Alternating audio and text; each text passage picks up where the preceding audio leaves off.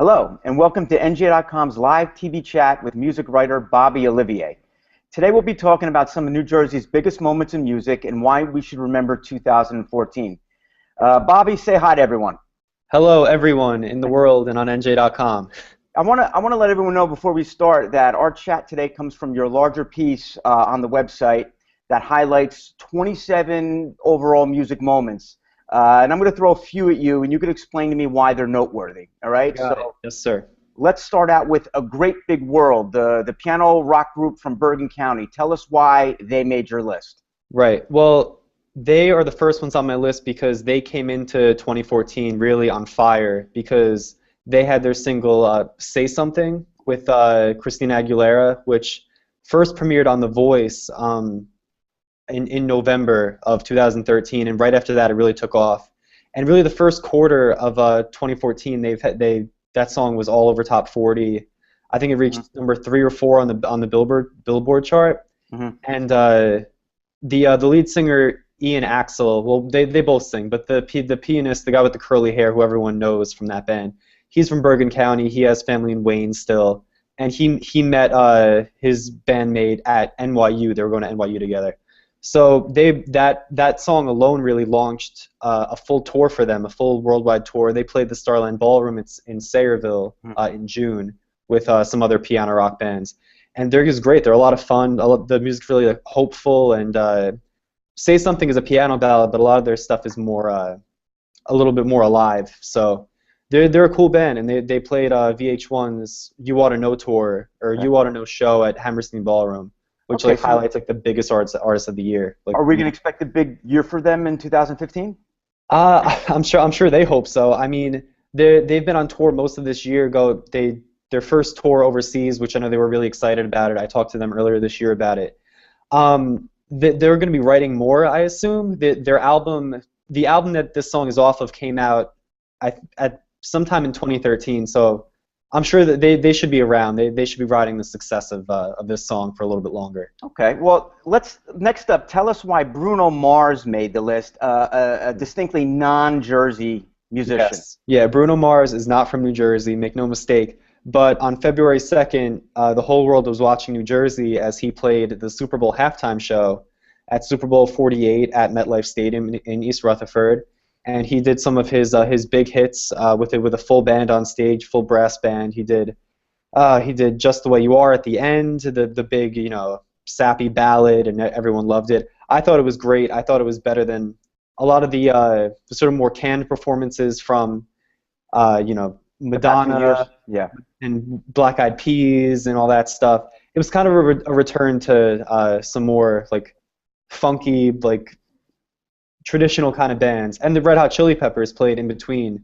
And it's kind of funny because the Red Hot Chili Peppers, who are this sort of aggressive funk band from California, they come on stage, and then the Bruno Mars's band, they stayed on stage with them, and they're just kind of bopping along in the background. So it's like two bands that would never ever play on the same stage, but on the biggest stage in the world they were together, and it was cool. It was a really cool thing. I still say Bon Jovi should have played that game or that. Yeah. That's all I'm going to say about that. Your next pick, Bleachers, the retro synth pop side project from Fun. Take it away. Yeah, Jack Antonoff, who's a bona fide Jersey guy. He's originally from Bergenfield, and his first band, Steel Train, did pretty well for a while, and they were solely based out of New Jersey. But then he teamed up with Nate Roos from The Format, and they formed Fun, which has been huge with We Are Young and Carry On and a bunch of hits. 2012 was really their breakout year, and then they won the Grammy in early 2013 for Best New Artist.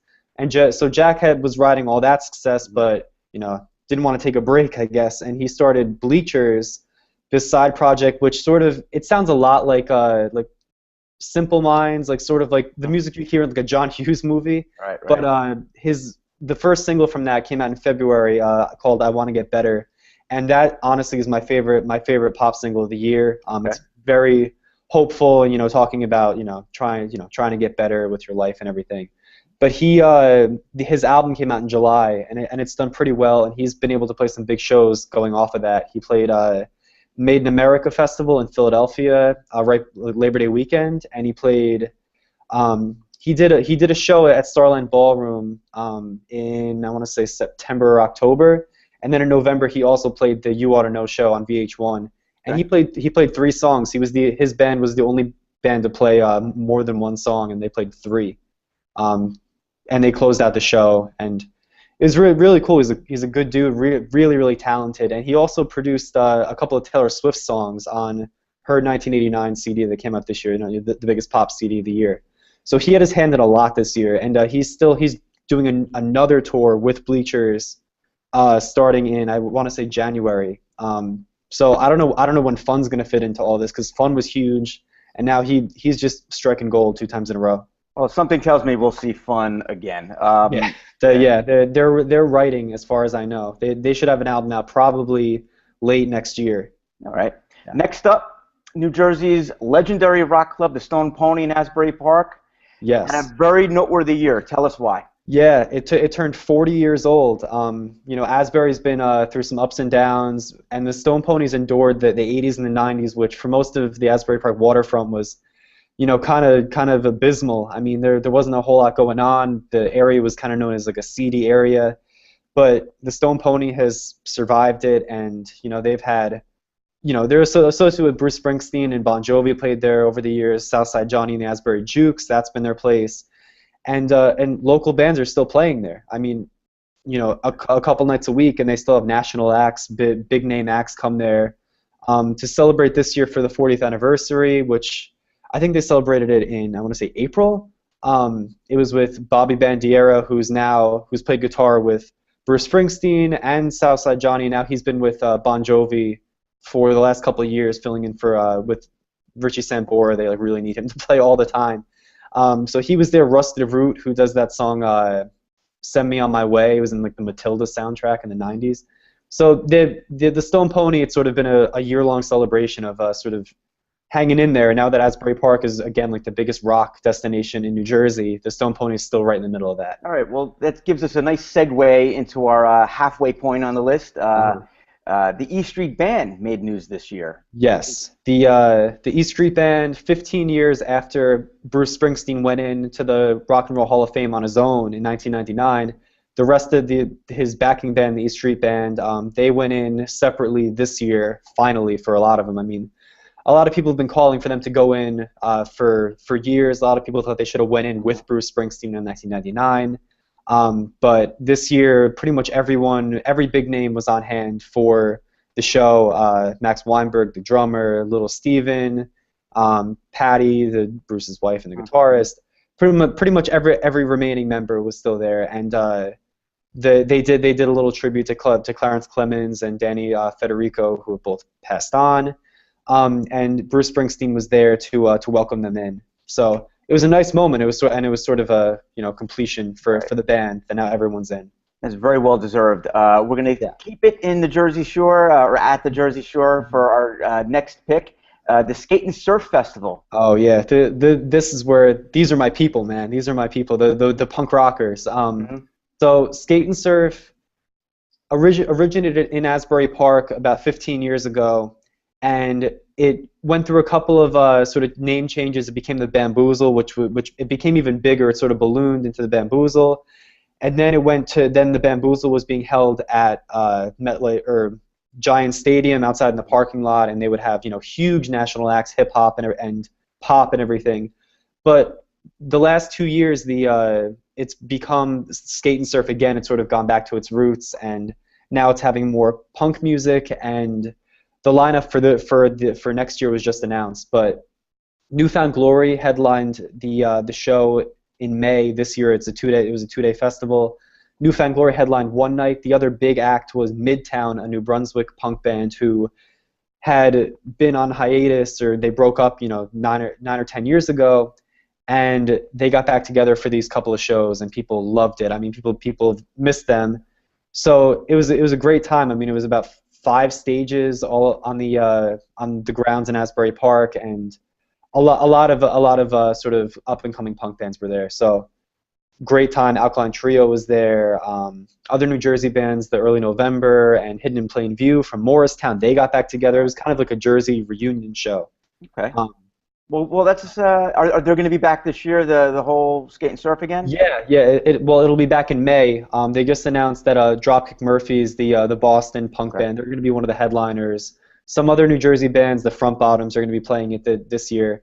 So I'm really excited. The lineup, it's getting closer and closer to what Warped Tour kind of looks like. But I mean, a lot of people are excited that it's sort of getting back to its punk roots where it sort of began. All right. New Brunswick rockers, the Gaslight Anthem, number Yes. 7. Tell us Yes, why. the Gaslight Anthem has had a huge year. They released their 5th LP, Get Hurt, in August, which was highly anticipated, and had a little bit of a mixed reaction because it sort of went away from they've been on this sort of shtick for years of sort of the blue collar workers and the hot rods. Sort of they were in the Bruce Springsteen shadow for a while, but this year their album sort of got away from that. It was sort of more of their own sound, and the singer Brian Fallon, who had gone through a divorce, it was sort of his sort of look at love and how love can be sort of a vehicle for pain, which I'm sure a lot of people can relate to. Right.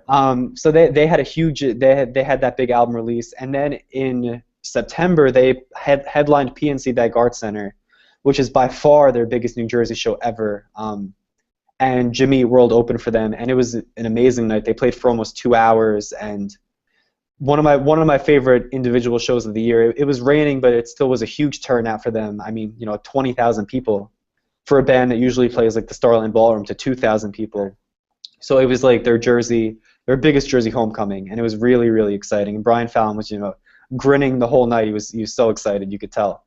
Very So and they have another headlining tour upcoming in 2015. Okay. Number 8 on your list, Yeah. The Boss. He officially entered a specific age group. Tell us what happened with The Boss this year. Well, what would this list be without Bruce Springsteen, right? What would any New Jersey list be without Bruce Springsteen? I know. And some people should probably moan at that. But Springsteen, he turned 65 September 23rd, which, for a lot of people is a milestone age. Next year, if he wants to, he can file for full Social Security. Not that he needs it. He's got plenty of money. But I mean, it's a big year for him. He released High Hopes, his, I think, 18th studio LP in January, which was more of a compilation of older songs, some things that have been rehashed. He worked with Tom Morello, the sort of guitar virtuoso from Rage Against the Machine and Audio Slave, and now he's been doing things on his own. And Tom Morello plays an amazing guitar part on The Ghost of Tom Joad, which the namesake song from the 1995 album. It's a lot of songs that sort of come from songs from the late 90s into the 2000s that were either unreleased or they were re-released. High Hopes was off an EP from, I think, 1998. Mm-hmm. Don't quote me on that. I think that's correct. And then he has a couple of covers from a couple of 80s punk bands, which are really cool too. Well, so big year for him, new album. It's great to see The Boss, continuing to evolve year after year. I'm a fan. I love that version, The Ghost of Tom Joad with Morello, with that insane guitar solo. Yeah. All right, let's talk. Your next up on your list, Maxwell's Tavern. Yes. In Hoboken. Yes. And sorry, one more thing about Springsteen. He didn't really play any big New Jersey shows this year, but he will probably, if time tested, he's probably going to be playing the Light of Day show in January in Asbury Park. He usually makes a stop on that. And an arena tour for the U.S. is due this year, so stay tuned for. I mean, he's probably going to be around in 2015. Okay. Cool. But anyway, back to Maxwell's.